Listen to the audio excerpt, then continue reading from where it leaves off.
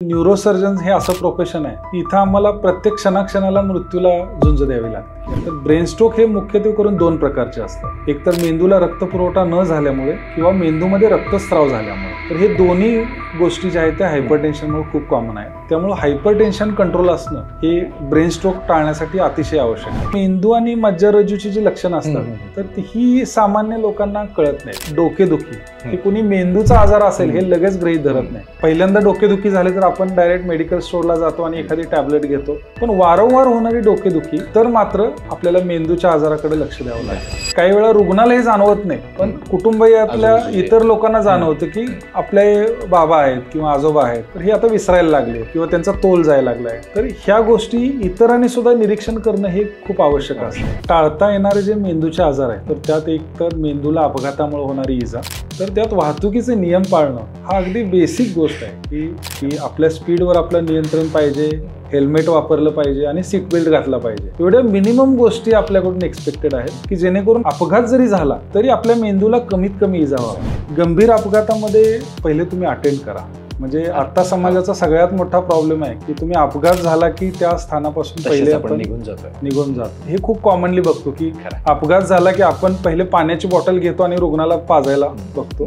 तर ते खूप चुकीचं आहे. रुग्ण काही भुकेलेला नसतो त्यावेळी किंवा त्याला तहानी लागलेली नसते, त्यामुळे पाणी अजिबात दिलं नाही पाहिजे. म्हणजे हे रुग्ण आहेत हे अशा पद्धतीने श्वास अडकल्यामुळे मृत्युमुखी पडतात.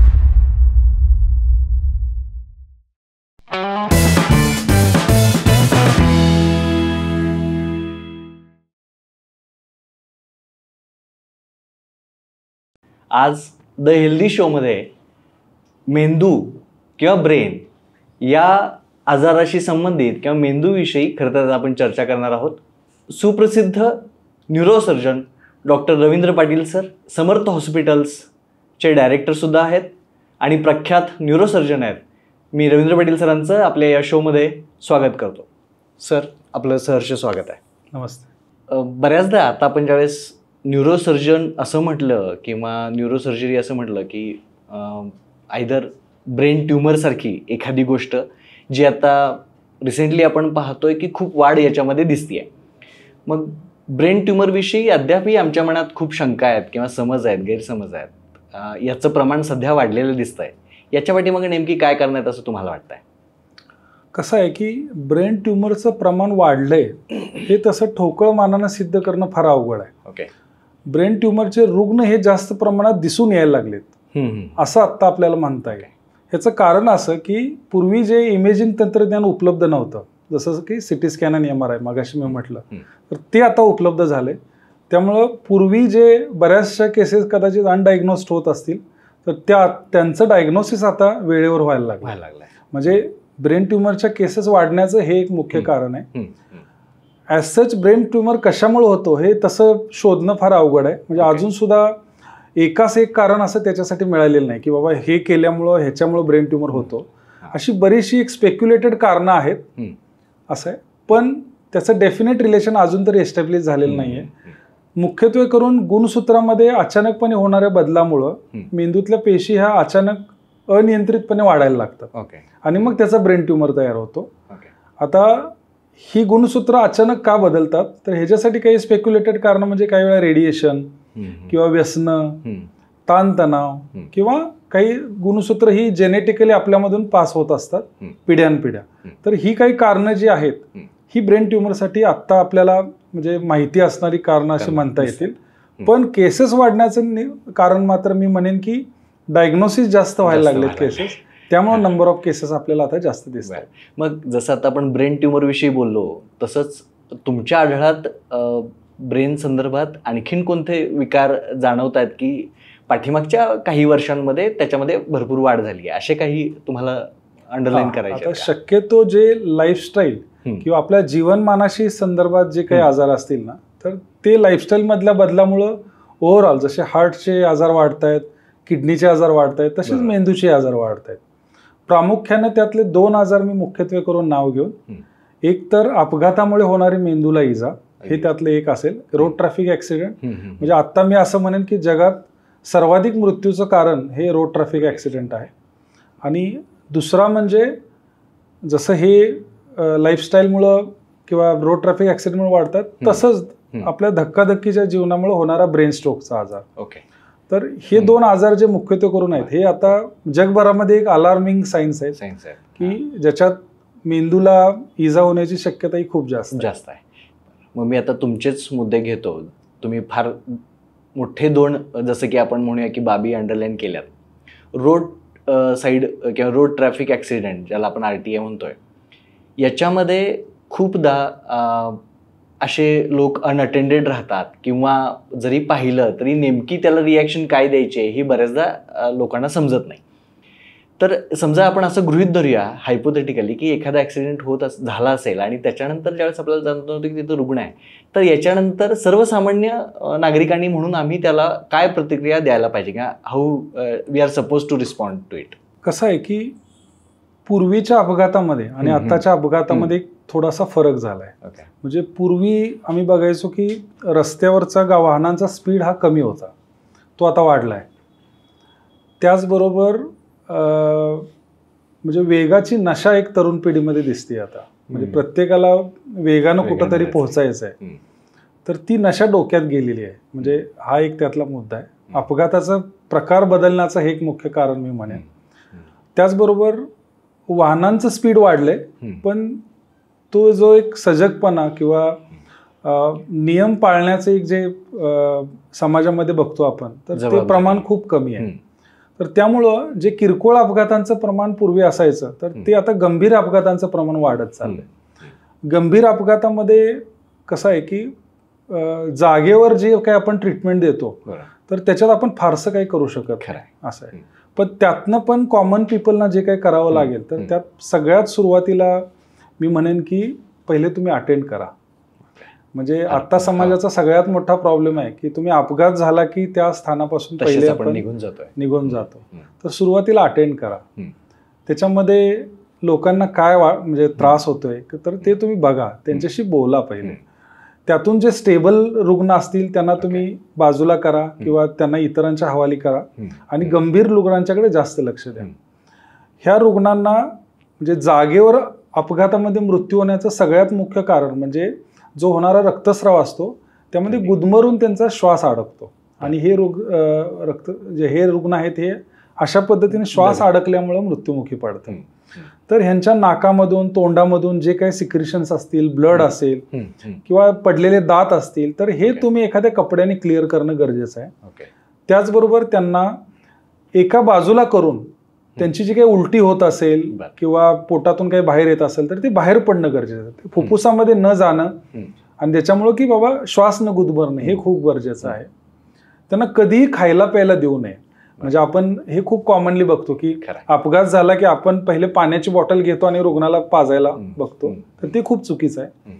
रुग्ण काही भुकेलेला नसतो त्यावेळी किंवा त्याला तहानी लागलेली नसते, त्यामुळे पाणी अजिबात दिलं नाही पाहिजे. त्याला एखाद्या फर्म सरफेसवर अटेंड करणं गरजेचं आहे. म्हणजे मग मे बी तिथे एखादी फळी असेल किंवा एखादा कपडा असेल, बेडशीट असेल, चादर असेल, तर त्या रुग्णाला त्या सरफेसवर घेणं, त्याच्या मज्जारज्जूची, मानेची किंवा डोक्याची फारशी हालचाल न होऊ देणं आणि त्या अवस्थेमध्ये लवकरात लवकर ॲम्ब्युलन्सची सोय करून त्याला टर्शियरी केअर सेंटरला पाठवणं हे खूप गरजेचं असतं. सर, आता आपण रोड साईड ॲक्सिडेंट जे काही होत आहेत ते आपण पाहिले किंवा त्याच्याविषयी आपण चर्चा केली आणि त्याविषयी खूप चांगलं मार्गदर्शन केलं आहे. याच्यासोबतच जो तुम्ही दुसरा मुद्दा मगाशी मांडला होता की लाईफस्टाईल चेंजेसमुळं ब्रेन स्ट्रोक किंवा कदाचित मी ब्रेन हॅमरेज हे त्यातच घेतोय, तर नेमकं या वाढीपाठीमागे कारण काय आहे आणि या दोघांमध्ये फरक काय? कसं आहे की हायपरटेन्शन हा आजार लाईफस्टाईल आजार आहे आणि ह्याचं प्रमाण ज्यामुळे वाढलंय तेच कारण आहे की ब्रेन स्ट्रोक आणि ब्रेन हिमरेज जे काही आपण म्हणतो, तर त्याचं समाजातलं प्रमाण खूप वाढतंय. आता ब्रेन स्ट्रोक ही खूप वाईट टर्मिनॉलॉजी आहे. तर ब्रेन स्ट्रोक हे मुख्यत्वे करून दोन प्रकारचे असतात. म्हणजे सोप्या भाषेत सांगायचं तर मेंदूला पक्षाघात हा दोन प्रकारे होऊ शकतो. एक तर मेंदूला रक्तपुरवठा न झाल्यामुळे किंवा मेंदूमध्ये रक्तस्राव झाल्यामुळे असं आहे. तर हे दोन्ही गोष्टी ज्या आहेत त्या हायपरटेन्शनमुळे खूप कॉमन आहेत आणि त्यातल्या त्यात जर अनकंट्रोल्ड हायपरटेन्शन असेल तर मग ब्रेन हिमरेज म्हणजे मेंदूतील रक्तस्राव व्हायची शक्यता ही जास्त असते. त्यामुळे हायपरटेन्शन कंट्रोल असणं हे ब्रेन स्ट्रोक टाळण्यासाठी अतिशय आवश्यक आहे. लाईफस्टाईलमुळं चेंजेस किंवा या गोष्टी आपण बोलल्यात किंवा ॲक्सिडेंटविषयी पण आपण चर्चा केली. म्हणजे बऱ्याचदा आमचा असा अनुभव आहे की पेशंट्स किंवा ह्या ज्या व्यक्ती असतील ह्या अत्यंत गंभीर अवस्थेत पोचल्यानंतर आपल्यापर्यंत पोचतात. हे खरं तर अशा वेळेस अशा पेशंट्सना हाताळणं, त्यांच्या संबंधितांशी किंवा त्यांच्या कुटुंबियांचं काउन्सिलिंग करणं आणि ही सगळी प्रक्रिया ही तुम्ही तुमच्या व्यवस्थेत कशी हाताळताय किंवा याला कसं पाहताय? अगदी स्टेबल रुग्णामध्ये तसं काही नातेवाईकांना फारसं समजावून सांगायला लागत नाही आणि आम्हालाही त्याच्यात फार एक्सप्लेन करावं लागत नाही. असे रुग्ण साधारण 3, 4, 5 दिवसामध्ये रिकवर होतात. पण जे रुग्ण कोमॅटोज आहेत किंवा गंभीर आहेत तर काही रुग्णांना त्याच्यामध्ये व्हेंटिलेटर लावावा लागतो किंवा काही रुग्णांना काही शस्त्रक्रिया कराव्या लागतात. मेंदूच्या शस्त्रक्रिया असतील किंवा ट्रिकेस्टॉमी असेल किंवा बऱ्याच वेळा मल्टी डिसिप्लिनरी केअर आपल्याला द्यायला लागते की ज्याच्यामध्ये न्यूरोसर्जन, कार्डिओलॉजिस्ट किंवा नेफ्रोलॉजिस्ट असे बरेचसे डॉक्टर, चेस्ट फिजिशियन अशा डॉक्टरांनी इन्व्हॉल्व्ह करावं लागतं. तर ह्या केसेसमध्ये रुग्णांचं काउन्सिलिंग हे अतिशय महत्त्वाचं असतं. म्हणजे मुळात रुग्णाच्या जीवाला अशा केसेसमध्ये धोका असतो. काही वेळा रुग्ण वाचतात पण त्याच्यामध्ये त्यांना कायमचं अपंगत्व येण्याचा किंवा एखादा बॉडी फंक्शन लॉस होण्याची शक्यता असते. जसं की काही वेळा बोलणं जातं किंवा काही वेळा एका बाजूला हातापायची ताकद जाते किंवा चेहरा वाकडा होतो. तर ह्या ज्या व्याधी आजार बरा झाल्यानंतर सुद्धा राहू शकतात परमनंटली. तर रुग्णाच्या नातेवाईकांना ह्या गोष्टी म्हणजे मुळात त्याचा आजार काय आहे, त्या आजारामुळे कुठले कुठले त्रास त्याला होऊ शकतात आणि त्याची रिकव्हरी कशी असते. आणि काही वेळा जर रिकव्हरी होणार नसेल किंवा उदाहरणार्थ आपण ब्रेन डेड रुग्ण म्हणतो की जिथं बाबा काहीच करू शकत नाही आपण, तर ते रुग्णांना किंवा रुग्णाच्या नातेवाईकांना पटवून सांगणं तर हे डॉक्टरांच्या पुढे सुद्धा आव्हान असतं. पण कसं आहे की सुरुवातीला बऱ्याच वेळा ॲक्सेप्टन्स नसतो पण हळूहळू रुग्णाच्या नातेवाईकांना बऱ्याचशा गोष्टी एक्सप्लेन करून पुरेसा वेळ दिला तर ते समजून घेतात. म्हणजे त्यांची असणारी अवस्था ही एक्सप्लेन करणं आणि त्या प्रक्रियेला सामोरं जाणं असं आपण पाहता याच्याकडे. आता आपण न्यूरोसर्जन आहात पण सर्वसामान्य लोकांमध्ये आम्ही जेव्हा पाहतोय की न्यूरोसर्जनकडे गेलोय किंवा आपण एखाद्या अशा हॉस्पिटलमध्ये गेलोय की खूपदा लोकांना असं वाटतं की अगदी पहिलाच टप्पा किंवा पहिली स्टेप ही CT स्कॅन किंवा MRI सारख्या थोड्याशा महागड्या इमेजिंग टेक्नॉलॉजीचा वापर करायला सांगितला जातोय आणि त्याच्यामुळं कदाचित थोडीशी एक अस्वस्थता कुटुंबियांमध्ये येते किंवा ते गंभीर वाटायला लागतं. तर याच्यात खरं तर सर्वसामान्यांकडून येण्याच्या अनुषंगाने मी विचारतोय की याची गरज आणि याच्यातलं तथ्य याच्याकडे तुम्ही कसं पाहताय? आता मॉडर्न सायन्समुळे आपल्याला सगळ्या फॅसिलिटी उपलब्ध झालेल्या आहेत. तर रुग्णाच्या फायद्यासाठी ह्या सगळ्या ज्या काही वस्तू असतील म्हणजे CT स्कॅन असेल, MRI असेल किंवा काही टेस्ट असतील तर हे करण्याच्या मताचा मी आहे. म्हणजे कदाचित मी जर 10 CT स्कॅन किंवा MRI लिहून दिले तर त्यातले 5-6 CT स्कॅन MRI नॉर्मल येत असतील पण जे 4 रुग्ण आहेत की ज्यांच्यामध्ये त्या आजाराचं निदान होत आहे तर त्यांना होणारा फायदा खूप मोठा असतो. कारण भविष्यात हे जर रुग्ण अनडिटेक्टेड राहिले, उदाहरणार्थ एखादा ब्रेन ट्युमरचा रुग्ण आहे आणि तो डोकेदुखी म्हणून माझ्याकडे आला तर नुसत्या डोकेदुखीवर मी सस्पेक्ट नाही करू शकत की ह्या रुग्णाला ब्रेन ट्युमर असेल. कारण जवळजवळ जगातल्या 60% लोकांना कधी ना कधीतरी डोकेदुखी होत असते असं. पण त्यातले ब्रेन ट्युमरचे रुग्ण शोधून काढणं आणि तेही वेळेत शोधून काढणं की जेणेकरून बाबा त्यांच्या जीवाला किंवा त्यांचं आयुष्यमान कमी होऊ नये, न्यूरोसर्जन म्हणून मी ह्या गोष्टीला प्रायोरिटी देईन असं आहे. त्यामुळं माझा सल्ला तर हाच राहील की जर एखादी व्याधी असेल आणि बऱ्याच वेळा ती औषधांनी रिस्पॉन्ड देत नसेल तर अशा वेळी आपण CT स्कॅन, MRI किंवा जे कुठली इन्व्हेस्टिगेशन फायद्याची असेल तर ती करणं आवश्यक असतं. कदाचित ती नॉर्मल आली तर आपल्यासाठी चांगलंच आहे पण त्याच्यामध्ये एखादा आजार कळाला तर मात्र मग त्याचं वेळीच निदान होऊन आपल्याला त्याचा फायदा होतो. खरं आहे. म्हणजे आपण ज्या काही इमेजिंगसाठी किंवा ती काही टूल्स आपण सांगतात ते आवश्यकच आहेत हे आपण पाहतोय.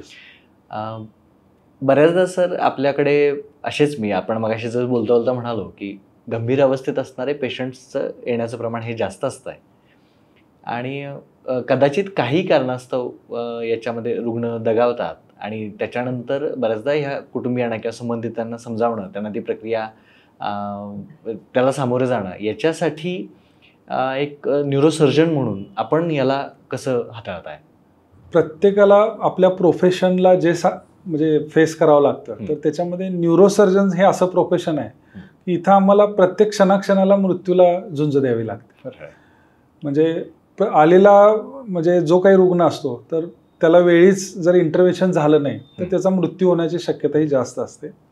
पण बऱ्याच वेळा अपघात किंवा आजार एवढे गंभीर असतात की त्यात डॉक्टर किंवा कुणीही काहीच करू शकत नाही. तर ही स्टेज असते असं आहे. तर रुग्ण आल्यानंतर त्याच्या काही ज्या तपासण्या होतात, म्हणजे सिटी स्कॅन असेल, MRI असेल आणि क्लिनिकल एक्झामिनेशन असेल, तर ह्याच्यावर साधारणपणे आपल्याला अंदाज येतो की हा रुग्ण कुठल्या दिशेनं जाणार आहे, म्हणजे प्रयत्न करून तो वाचणार आहे का दगावणार आहे. तर त्या पद्धतीनं आपण रुग्णाला ऍडमिट करताना किंवा उपचार सुरू करताना पूर्ण त्याच्या नातेवाईकांना कल्पना दिलेली असते आणि ह्यातून त्यांचा ऍक्सेप्टन्स असेल तरच आपण ह्या सगळ्या गोष्टी पुढे करत असतो.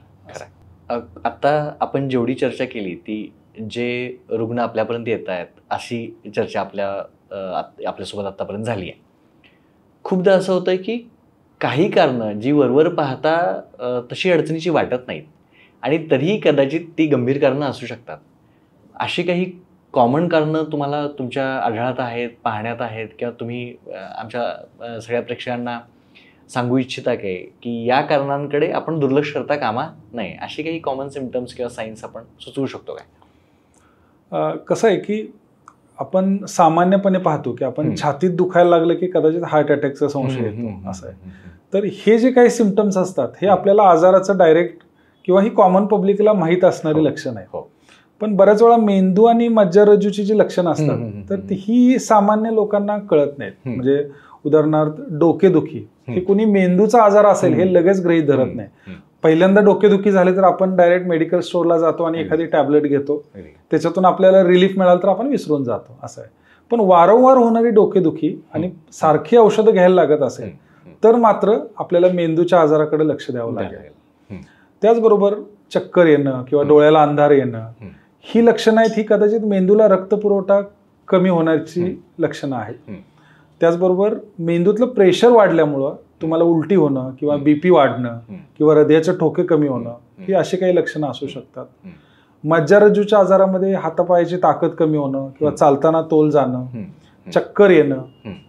त्याचबरोबर काही क्लिष्ट मेंदूचे आजार जे असतात किंवा वयोमानानुसार होणारे आजार असतात तर त्याच्यामध्ये हातपायाला कंप होणं किंवा हालचाली मंदावणं किंवा एक्सप्रेशन्स चेहऱ्यावरचे कमी होणं किंवा विस्मरण होणं, काही वेळा म्हणजे वागण्याचं भान न राहणं किंवा काही वेळा वागण्यामध्ये बदल होणं. म्हणजे काही वेळा रुग्णाला हे जाणवत नाही पण कुटुंबातल्या इतर लोकांना जाणवतं की आपले बाबा आहेत किंवा आजोबा आहेत तर हे आता विसरायला लागलेत किंवा त्यांचा तोल जायला लागलाय.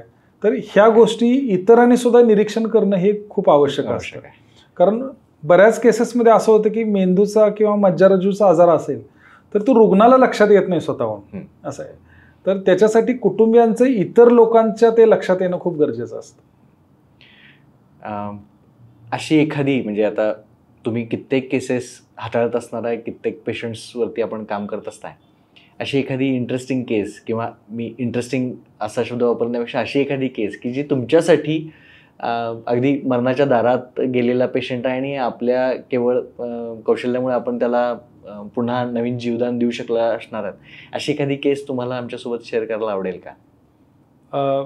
तशा बऱ्याच केसेस असतील पण शक्यतो करून कसं की लहान मुलं जी असतात तर ती कुणालाही म्हणजे हळवं करून सोडतात. आणि बऱ्याच वेळा कसं असतं की आम्ही एक निरपेक्षपणे जे इलाज करत असतो एखाद्या रुग्णाकडं तर लहान मुलांच्या बाबतीत तसं होत नाही असं आहे. आणि खास करून मला अजून एक रुग्ण आठवतोय, 3-4 वर्षाचा बाळ होता, त्याला ल्युकेमिया डायग्नोज झाला होता आणि त्या ल्युकेमियामध्ये त्याच्या मेंदूमध्ये रक्तस्राव झाला होता. अर्थात ल्युकेमिया म्हणजे थोडक्यात ब्लड कॅन्सर, त्याच्यामध्ये मेंदूत रक्तस्राव, त्यात परत त्याला निमोनिया किंवा पोटामध्ये पाणी वगैरे झालं होतं. तर असं थोडंसं क्रिटिकल सिच्युएशनमध्ये तो व्हेंटिलेटरवर होता असं आहे. थोडंसं रुग्णाचे नातेवाईक माझ्या परिचय असल्यामुळं ते त्यांचा कॉन्फिडन्स होता आणि त्यामुळं आपण मेंदूची शस्त्रक्रिया त्या बाळामध्ये केली, ती रिस्क घेऊन. तो रक्तस्राव निघाला, तो बाळ हळूहळू सुधारला.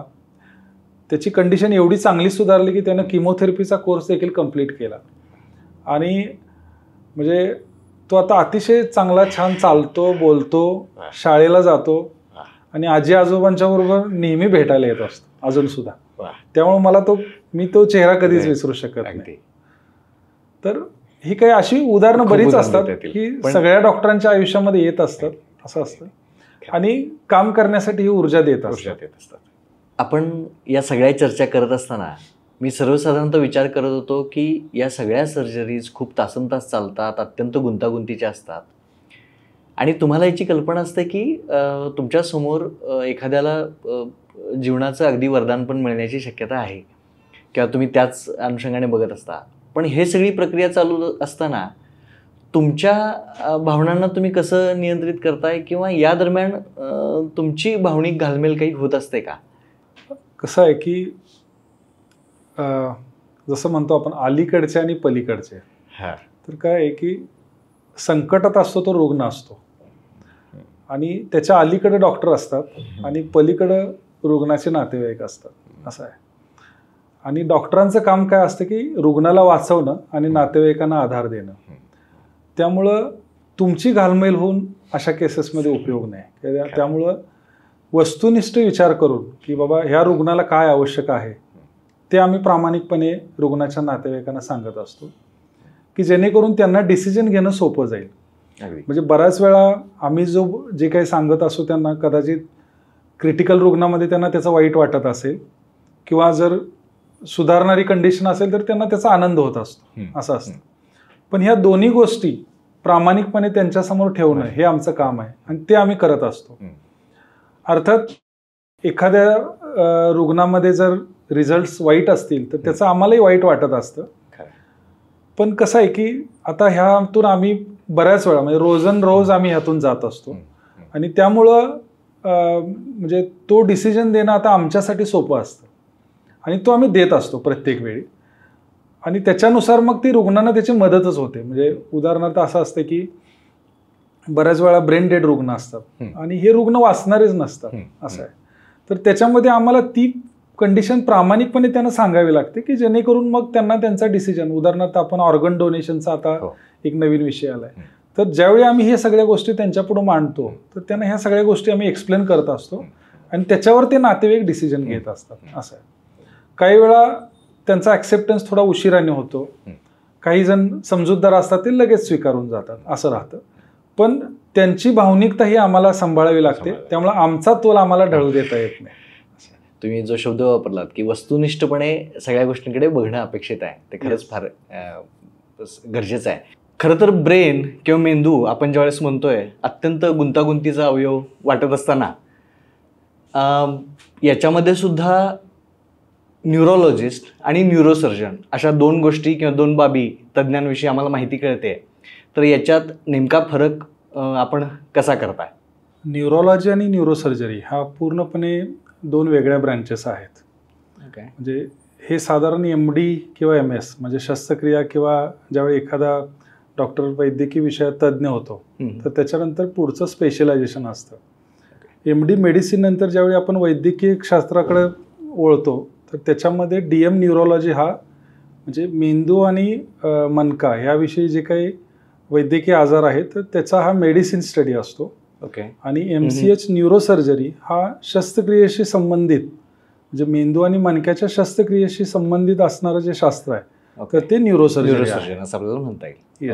अगदी मेंदू हाच वाटताना ज्यावेळेस आम्हाला गुंतागुंतीचं वाटतोय, आपण आता न्यूरोसर्जरी कित्येक केलेले आहेत, आपण त्याच्यामध्ये काम करताय, तर नेमकं न्यूरोसर्जन्सचं ट्रेनिंग होत असताना किंवा या गोष्टींची ज्यावेळेस तुम्ही तज्ज्ञ म्हणून या सगळ्या गोष्टी पाहताय, याचं ट्रेनिंग किंवा याच्यातलं एक्सपर्टाईज कसं दिलं जात आहे?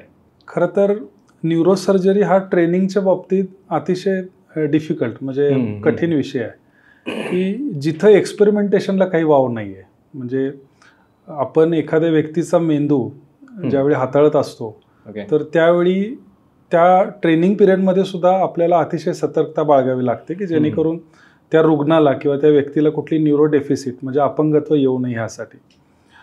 सुरुवात जी न्यूरोसर्जरीच्या ट्रेनिंगची झाली ती हार्वे कुशिंग हा एक अमेरिकेतील शल्यविशारद होता. तर त्यांनी सुरुवातीला मेंदूच्या शस्त्रक्रियेची सुरुवात केली. अर्थात त्यावेळी साधनं नव्हती किंवा इमेजिंग तंत्रज्ञान नव्हतं, त्यामुळे न्यूरोसर्जरीला तेवढा सक्सेस रेट मिळाला नाही. त्यामुळं अगदी सुरुवातीची 50-60 वर्ष न्यूरोसर्जरी म्हणजे काहीच रिझल्ट नाही असं साधारण त्याचं एक हे होतं.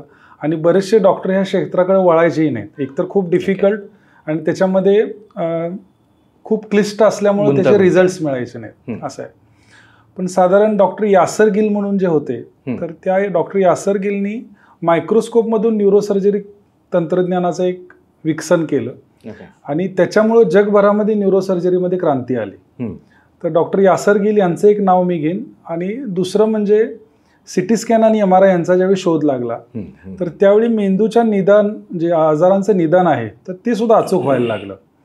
तर ह्या दोन गोष्टीचा संगम म्हणजे डॉक्टर यासर गिलांची मायक्रो न्यूरोसर्जरी, मायक्रोस्कोपमधून होणारी न्यूरोसर्जरी आणि सिटी स्कॅन आणि MRIचा शोध, ह्या दोन गोष्टी ज्यावेळी न्यूरोसर्जनच्या ट्रेनिंगसाठी आल्या तर त्यावेळी जगभरामध्ये असे सुरुवातीचे 100-150 न्यूरोसर्जन तयार झाले. मग त्यात डॉक्टर डॅन्डी वॉकर असतील किंवा डॉक्टर पलानीवेलो असतील, असे बरेचसे न्यूरोसर्जन, डॉक्टर PS रामानी असतील भारतामध्ये. तर ह्या न्यूरोसर्जननी त्यांच्या पुढच्या पिढ्या घडवल्या असं आहे. आता ह्या घडवत असताना मेडिकल कॉलेजेस, त्याच्यामध्ये ऑटोप्सीसाठी येणारे डेड बॉडीज असतील तर त्यातून आम्हाला मिळणारे जे ब्रेनचे सॅम्पल्स असतील, त्याचबरोबर हे जे ग्रेज ॲनाटॉमी म्हणजे जे ॲनाटॉमीचे जे काही बुक्स असतील तर त्याच्यामध्ये मेंदूचं जे काही ॲनाटॉमी किंवा स्ट्रक्चर डिस्क्राईब केलेलं असेल तर ह्या सगळ्याचा ताळमेळ आपल्या डोक्यामध्ये ठेवून आणि नंतर त्या रुग्णाच्या मेंदूविषयी इमॅजिनेशन करून मग आमच्या सगळ्या शिक्षकांनी हे न्यूरोसर्जरी तंत्रज्ञान शिकवण्याचं एक पॅटर्न तयार केला आणि त्यातून हे पुढे न्यूरोसर्जन घडत गेले. आणि हे जसे जसे घडत गेले त्याला ह्या आधुनिक सगळ्या तंत्रज्ञानाची जोड आणि त्यातून मग न्यूरोसर्जरीचे रिझल्ट जे आहेत ते सुधारायला मदत झाली. आणि आता जे आपण मॉडर्न न्यूरोसर्जरी बघतोय हे त्याचं खूप ॲडव्हान्स रूप आहे. अगदी सर, म्हणजे खूप वर्ष कदाचित या कौशल्यांना विकसित करायला गेलेली आहेत आणि तुम्हाला ती आत्मसात करायला सुद्धा तितकीच वर्ष गेलेली आहे. डेफिनेटली. याच्यासोबत म्हणजे ही प्रोसेस, ही प्रक्रिया अत्यंत गुंतागुंतीची आहे. बऱ्याचदा आपल्याला गोष्टी लक्षात येत नाहीत असंही होत आहे. तरीही सर्वसामान्य लोकांनी आपल्या तब्येतीची काळजी घेत असताना किंवा स्वतःच्या हेल्थकडे पाहत असताना, विशेषतः ब्रेन याच्याकडे पाहत असताना, अशा कोणत्या बाबी तुम्ही अशा काही टिप्स आपण देऊ शकता का की जेणेकरून आम्ही आमच्या ब्रेनची अधिक चांगल्या पद्धतीने काळजी घेऊ शकतो? कसं आहे की टाळता येणारे जे मेंदूचे आजार आहेत तर त्याच्यामध्ये दोन गोष्टींचा मी मगाशी उल्लेख केला. तर त्यात एक तर मेंदूला अपघातामुळे होणारी इजा आणि दुसरं मेंदूचा स्ट्रोक. हे जे दोन आजार आहेत हे टाळता येणारे आजार आहेत आणि ह्याच्यामध्ये नक्कीच आपण आपली काळजी घेऊ शकतो. कसं आहे की आता शहरं आहेत ते हायवेने वेढली जायला लागलेत, रस्त्यावरचं स्पीड वाढलेलं आहे. तर त्यात वाहतुकीचे नियम पाळणं हा अगदी बेसिक गोष्ट आहे की जे म्हणजे आपल्यामध्ये रुजलं गेलं पाहिजे की आपल्या स्पीडवर आपलं नियंत्रण पाहिजे, हेल्मेट वापरलं पाहिजे आणि सीट बेल्ट घातला पाहिजे. एवढ्या मिनिमम गोष्टी आपल्याकडून एक्सपेक्टेड आहेत की जेणेकरून आपल्याला अपघात जरी झाला तरी आपल्या मेंदूला कमीत कमी इजा व्हावा, हा त्याच्या मागचा हेतू आहे. तर हे सगळ्यांनी पाळणं अतिशय गरजेचं आहे. कदाचित हे जर आपल्या सगळ्यांनी पाळलं तर म्हणजे जे अपघाताचं प्रमाण आहे किंवा गंभीर मेंदूला इजाचं जे काही प्रमाण आहे तर त्याच्यामध्ये 80% घट येईल असं साधारण सर्वेक्षण सांगतो. दुसरं म्हणजे जे काही ब्रेन स्ट्रोकचे आजार आहेत तर त्याच्यामध्ये आपले लाईफस्टाईल अतिशय संतुलित असणं गरजेचं आहे. म्हणजे संतुलित आहार, योग्य व्यायाम, योग्य झोप आणि वाईट सवयीपासून लांब राहणं, म्हणजे उदाहरणार्थ व्यसनापासून किंवा जंक फूडपासून. तर ह्या अगदी म्हणजे मी म्हणेन की फक्त मेंदूसाठीच नाही, शरीराच्या सगळ्याच अवयवांसाठी ह्या अतिशय चांगल्या सवयी आहेत आणि त्याचा अंगीकार करणं गरजेचं आहे. धन्यवाद सर. खरं तर मेंदू हा अत्यंत गुंतागुंतीचा अवयव असून सुद्धा आपण इतक्या सुलभ पद्धतीने त्याला उलगडून दाखवलात. आपण शस्त्रक्रिया जेवढ्या सुलभ पद्धतीने करता, जेवढ्या अगदी निवांतपणे निश्चिंतपणे करता, तितकंच सुंदर खरं तर आज तुम्ही या सगळ्या प्रक्रियेचं विवेचन केलेलं आहे. आपण द हेल्दी शोमध्ये आलात, आमच्यासोबत आपले विचार मांडलेत, ही खरं तर इन्साईट आमच्यासोबत शेअर केली. याच्यासाठी द हेल्दी शोकडून मी आपला अत्यंत आभारी आहे. धन्यवाद.